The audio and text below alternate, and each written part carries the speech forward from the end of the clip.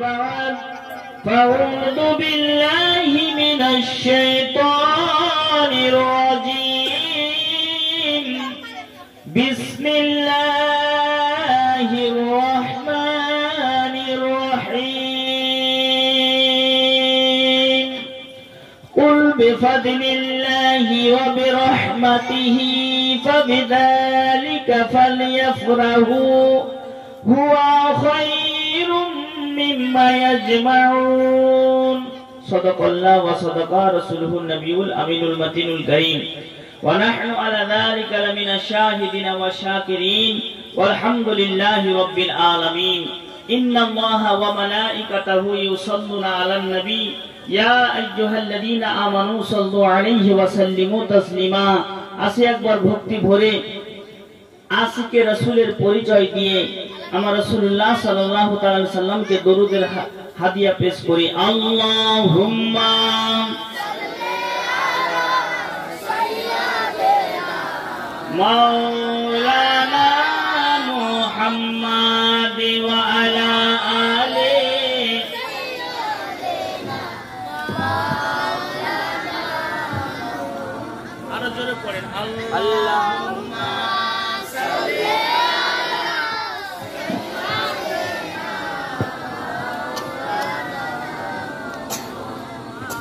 وعلى آل سيدنا আসমান সুন্দর জমিন সুন্দর আরো সুন্দর মদিনা সবার চাইতে অতি সুন্দর আমার নবী মুস্তাফা আল্লাহুম্মা সাল্লি আলা সাইয়্যিদিনা মাওলানা মুহাম্মদ ওয়া আলা আলি সাইয়্যিদিনা মাওলানা মুহাম্মদ আর জোরে ভক্তি ভরে পড়ে আল্লাহুম্মা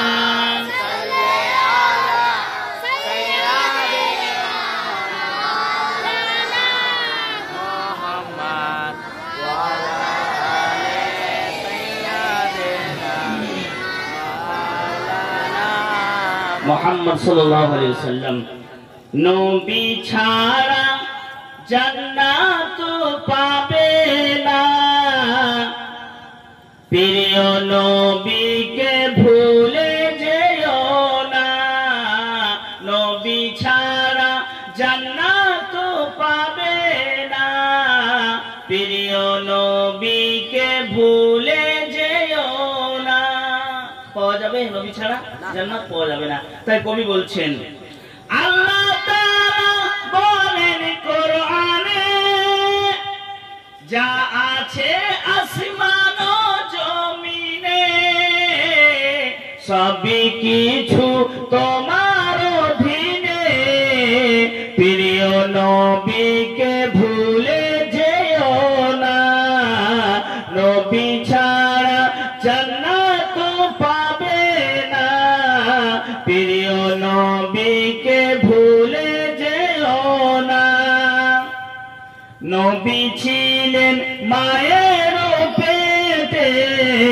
বাবা গেলেন ব্যবসাতে নবী ছিলেন মায়ের পেটে বাবা গেলেন ব্যবসাতে আল্লাহু আল্লাহু আল্লাহু আল্লাহু আসার পথে ফিরে এলো না স্বামী হারা হলো মা আমেনা নবী ছাড়া জান্নাত পাবে না প্রিয় নবীকে ভুলে যেও না বাবা বলেন ও গো আমেনা আমি থাকতে চিন্তা করো না যিনি আছে তোমার গর্ভেতে সারা বিশ্বে তুলনা হবে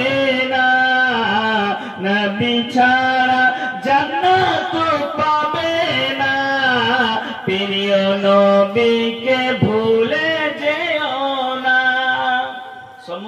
প্রশংসা, গুণগান, গুণকীর্তন, গুণভজন সেই মহান রব্বে কায়নাতের জন্য নিবেদিত। যে আল্লাহ আমাদেরকে পরপর 3 দিন জীবন নবী পাকের জীবন কাহিনী শোনার তৌফিক দান দিয়েছেন। আমরা আজ খুশি রাসূলুল্লাহ সাল্লাল্লাহু আলাইহি সাল্লামের পবিত্র জীবন কাহিনী আমরা শুনে নিজের ভাগ্যকে পরিবর্তন করব। আজিজান বাবাজি ভাইরা, সকলে আল্লাহর শুকরিয়া আদায় করি, বলি সকলে আলহামদুলিল্লাহ রাব্বিল আলামিন। তারপরে পরে শ্রেষ্ঠ পয়গম্বর, বেআইব নবী, বেমিসাল নবী, যেই নবী পৃথিবীতে না আসলে জান্নাত সৃষ্টি হতো না, যেই নবী পৃথিবীতে না আসলে জমিন আসমান সৃষ্টি হতো না, যেই নবী পৃথিবীতে না আসলে কোনো কিছুই সৃষ্টি হতো না। নবী দুনিয়াতে আসলো, সব কিছু সৃষ্টি হয়ে গেল। নবীর প্রতি বেহাত দরুদ সালাম অর্পিত হতে থাকুক, বর্ষিত হতে থাকুক। সকলে পড়ুন আল্লাহুম্মা আমিন। বাবাজি ভাইরা ও মা বোনেরা, আমি গতকাল মা আমেনার ইন্তেকাল অবধি ছেড়েছিলাম।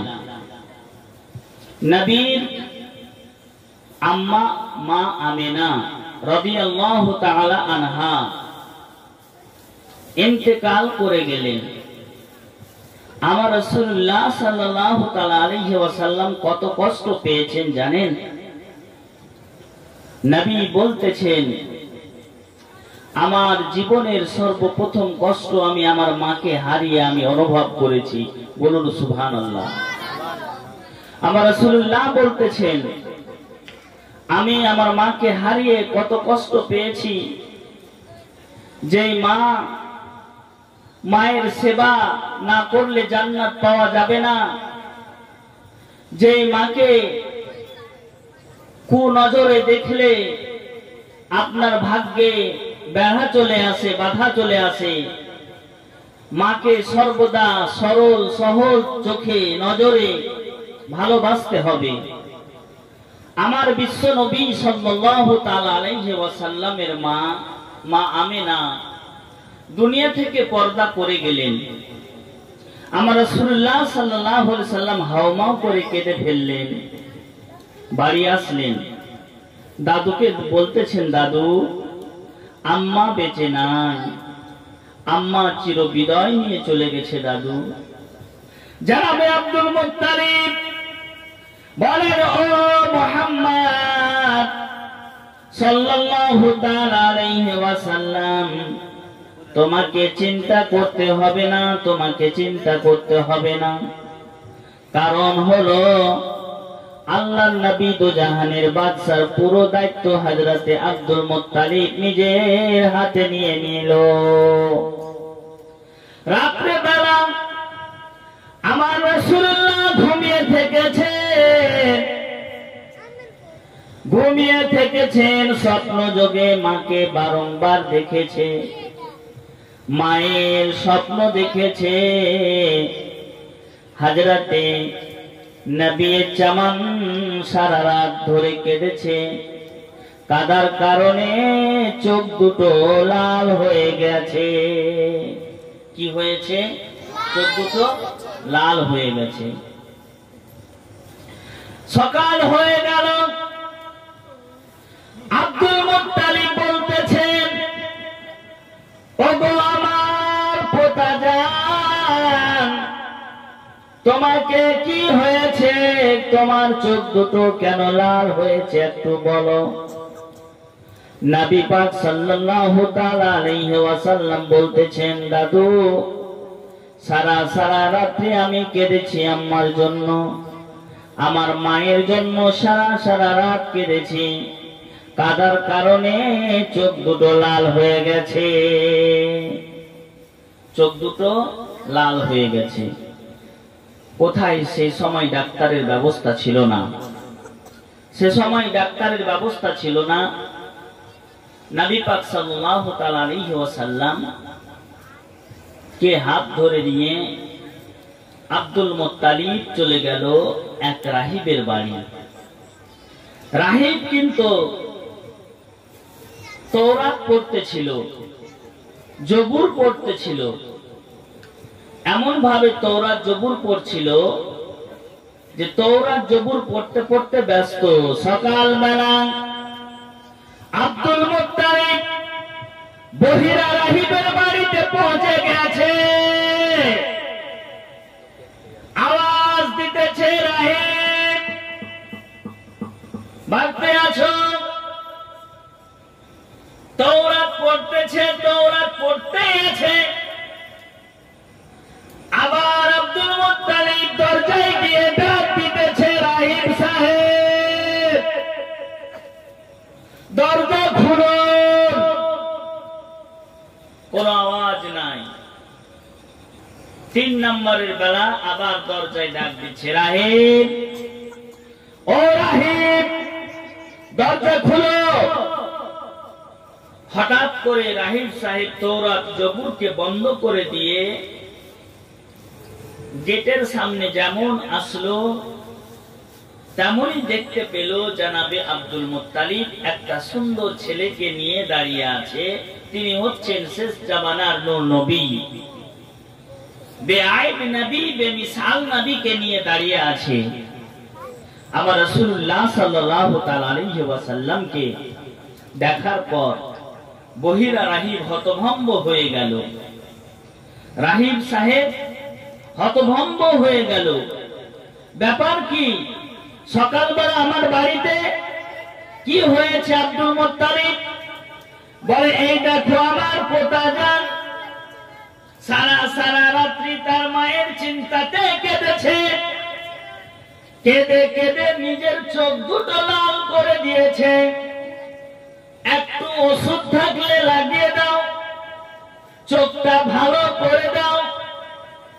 ছেলের দিকে যেমন রাহিব সাহেব দেখেছে, আর সহ্য করতে পারে না, বলে, শুনো শুনো, এই বাচ্চাকে ওষুধ দেওয়ার ক্ষমতা রাহিব আমি রাখি না।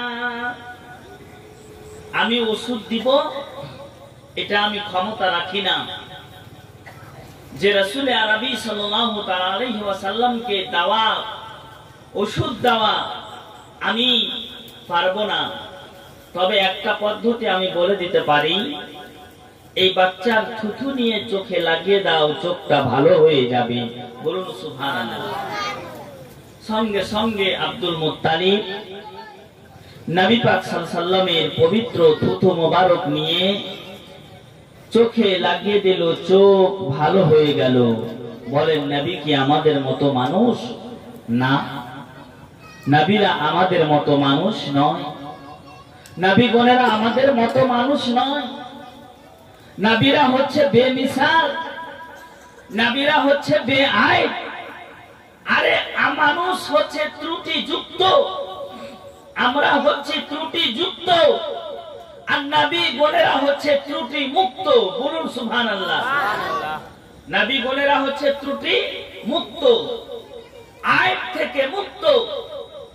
তো নবী পাক সাল্লাল্লাহু আলাইহি ওয়াসাল্লামের থুথু নিয়ে চোখে লাগিয়ে দিল, চোখটা ভালো হয়ে গেল। দিন যেতে না যেতে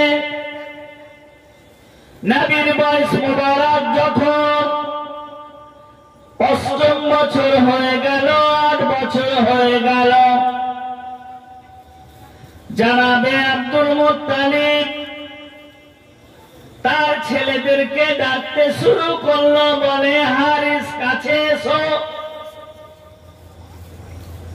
আবু তালেব কাছে এসো, উতবা কাছে এসো, সাইবা কাছে এসো। সবাইকে ডেকে নিল। একটা শব্দ ভেসে উঠলো। কি শব্দ? বলতেছে, দেখো আমার আর সময় বেশি দিন নাই, আমি আর বেশি দিন তোমাদের মাঝে থাকবো না। তোমাদেরকে একটা দায়িত্ব দিচ্ছি। এই যে দেখো মুহাম্মদ সাল্লাল্লাহু তাআলা আলাইহি ওয়াসাল্লাম, একে দেখভাল করতে হবে।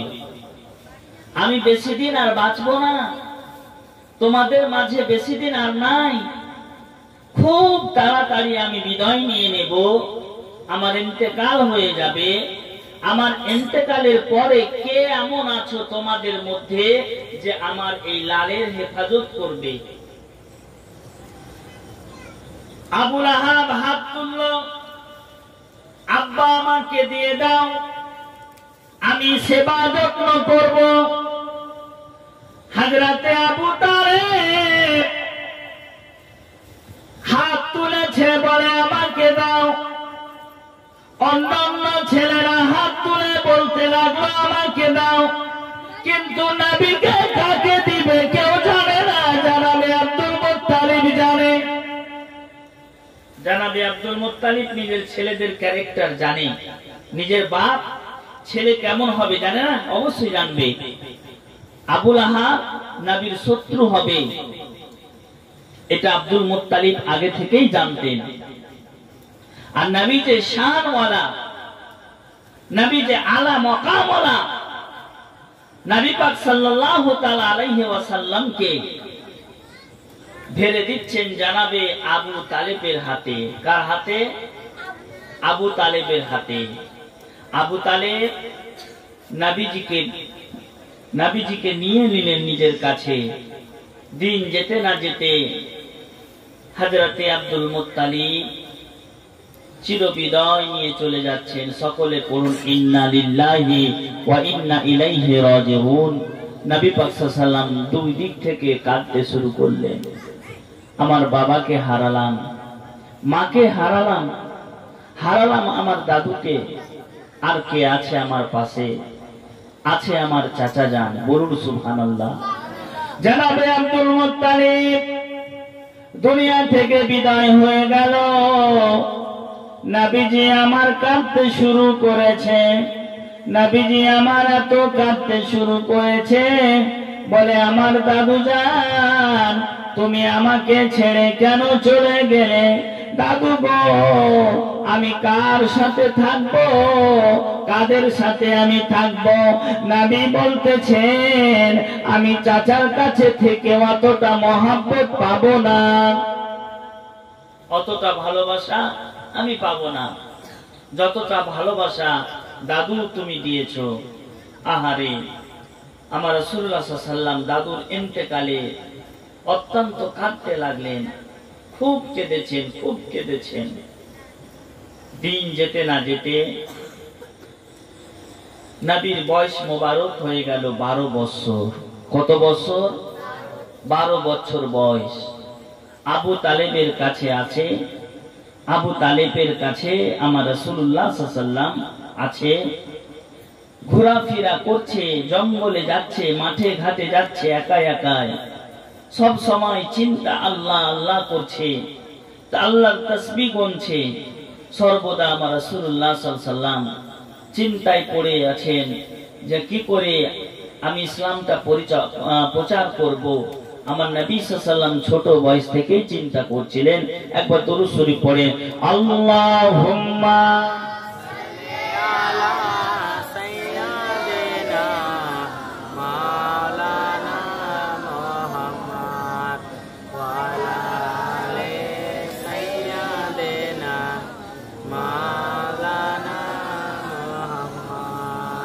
আরো জোরে আল্লাহুম্মা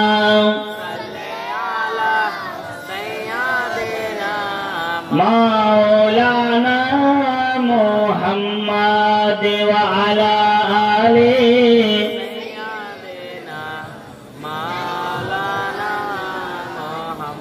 আসমান সুন্দর, জমিন সুন্দর, আরো সুন্দর মদিনা, সবার চাইতে অতি সুন্দর আমার নবীর রওজা খানা।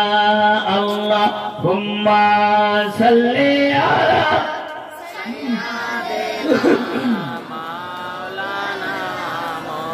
ওয়া আলা আলি সাইয়্যিদিনা।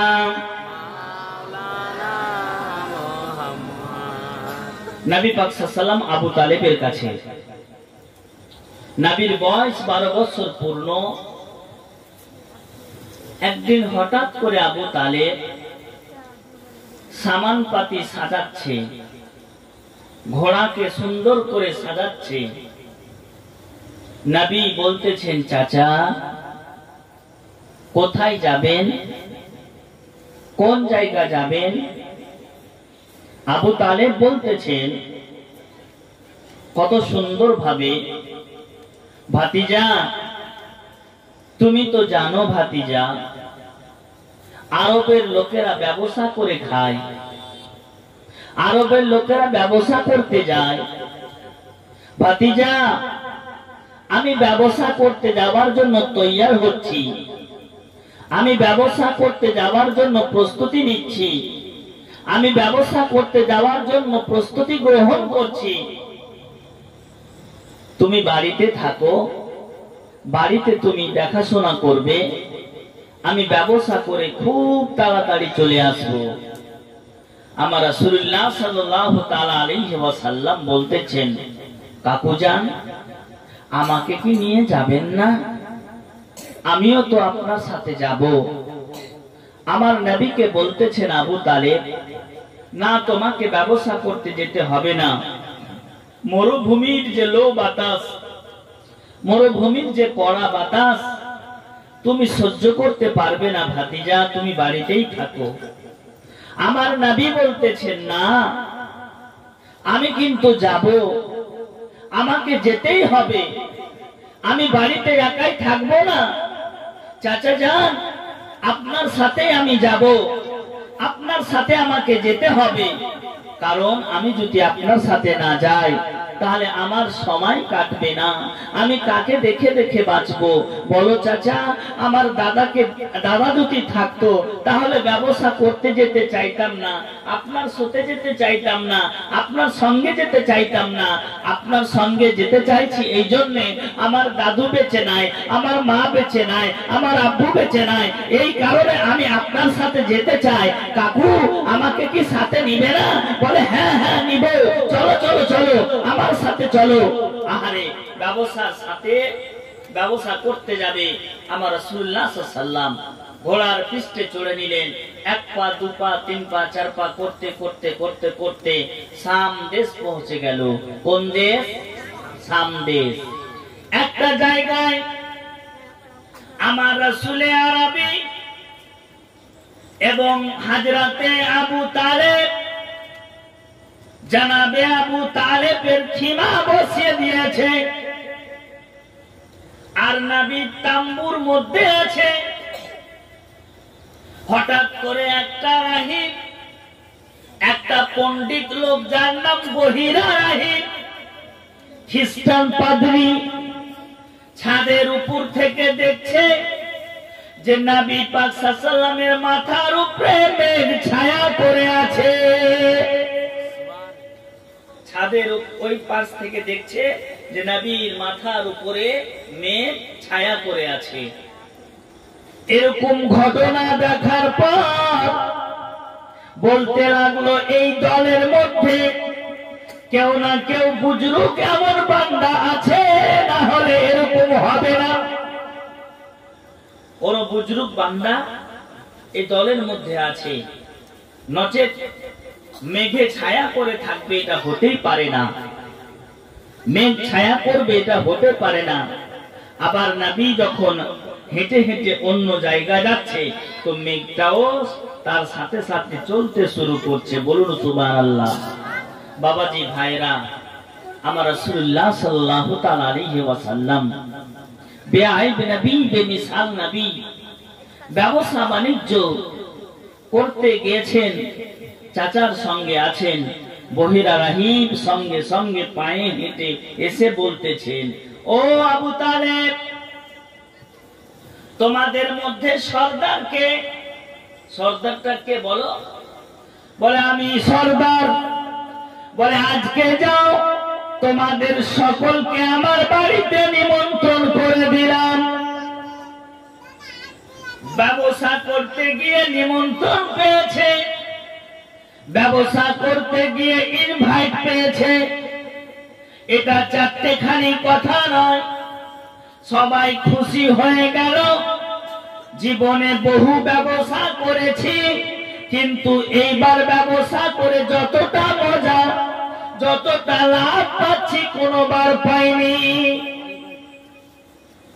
আমার রাসূলুল্লাহ সাল্লাল্লাহু তাআলা আলাইহি ওয়াসাল্লাম ওই আপনার খিমাতেই বসে আছে।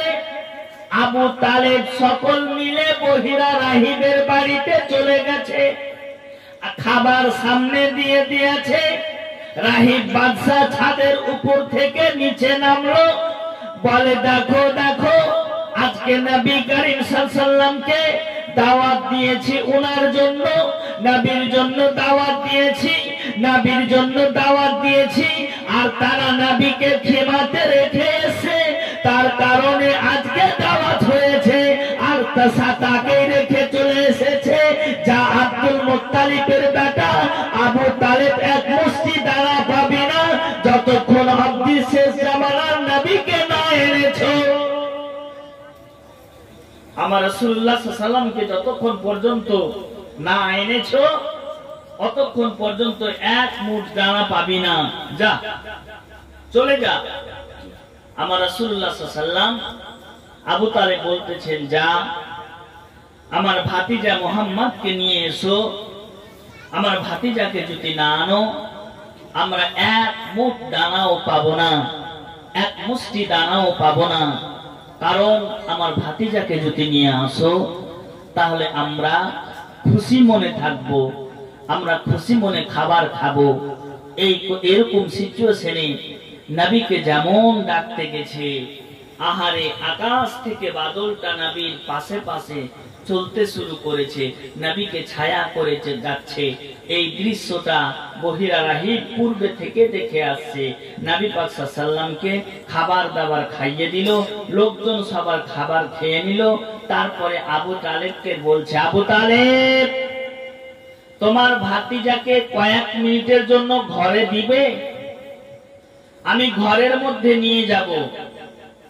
আবু তালেব বলতেছে, ব্যাপার কি রাহিব সাহেব, আমার ভাতিজাকে ঘরে ডাকবে পার্সোনাল ভাবে, এতে কারণটা কি আছে? কারণ আছে, শুনতে পাবেন। নবী পাক সাল্লাল্লাহু আলাইহি ওয়াসাল্লাম আহারে নবীকে নিয়ে যাচ্ছেন বহিরা রাহিব বাড়ির ভিতরে, আর তওরাতকে খুলে দিল, কিতাবকে খুলে দিল, দিয়ে এক এক করে পড়ছে আর নবীর চেহারার দিকে দেখছে। কিতাব পড়ছে, নবীর চেহারার দিকে দেখছে, কিতাব পড়ছে, নবীর চেহারার দিকে দেখছে, তওরাত পড়ছে, নবীর চেহারার দিকে দেখছে, জবুর পড়ছে, নবীর চেহারার দিকে দেখছে, ইনজিল পড়ছে, নবীর চেহারার দিকে দেখছে, আর সমস্ত কিতাবকে দেখছে, আর রাসূলের কায়নাতকে দেখছে। নবী আমার বেআইব নবী, নবীকে দেখছে, দেখার পর বলছে, আল্লাহু কারীম, আল্লাহু সামাদ, উঠাও তোমার পবিত্র দেহ থেকে কাপড়, মোহরানাতে চুমু খাবো, চুমু খেতে গেলে জান্নাতের সার্টিফিকেট আমি বহিরা রাহিব পেয়ে যাব। সঙ্গে সঙ্গে নবীর পাঞ্জাবি মোবারককে তুলে দিল। তুলে দেওয়ার পর বহিরা রাহিব নবীর যে সিলভার মোহর মারা ছিল, ফাতেমা বি মিশকাত শরীফের হাদিসে লেখা আছে রাসূলের পিঠে মোহর মারা ছিল, সেই মোহরে নবুয়তে, শেষ মোহরে নবুয়তে হযরতে বহিরা রাহিব চুমু খেয়ে নিল। এটাই ছিল তার আশা, এটাই ছিল তার ভরসা। নবীর পবিত্র মোহরানাতে নবীর পিঠে কি করা ছিল? মোহর মারা ছিল, ছাপ দেওয়া ছিল। আমাদের পিঠে আছে? নাই। তাহলে আমরা তো নবীর মতন হতে পারলাম না, নবীর মতো আমরা হতে পারলাম না। নবীর পিঠে মোহর মারা আছে, মিশকাত শরীফের হাদিস লেখা আছে, নবী নিজেই বলতেছেন, ফাতেমা বি, আমার পৃষ্ঠদেশে মোহর মারা আছে, আমি হলাম শেষ জামানার নূর নবী, এটার মোহর মারা আছে, আমি হলাম প্রধানমন্ত্রী, আমি হলো নবীদিগের সন্তান, আমি হলাম শ্রেষ্ঠ নবী, আমার পৃষ্ঠদেশে মোহর মারা আছে, আমি বেআইব নবী, আমার পৃষ্ঠদেশে মোহর মারা আছে। সেই মোহরানাতে বহিরা রাহিব চুমু খেয়ে নিল। বলো সুবহানাল্লাহ। যেমন চুমু খেয়েছে বহিরা রাহিব সেই সময় খুশিতে বলছে, আজকে খুশির সীমা নাই, খুশির সীমা নাই। আমরা সকলে খুশি হয়ে আজকে এখান থেকে বিদায় নাও। বলে যাও, নবীকে নিয়ে তোমরা সামনে আর যাবে না, এনাকে এখানে বাজারে সবকিছু কেনাকাটা করে মালপত্র বিক্রি করে তোমরা যতটা পারো এখান থেকে বাড়ি চলে যাও। যদি মুলকে শামের ইহুদিরা দেখতে পায় তাহলে নবীজি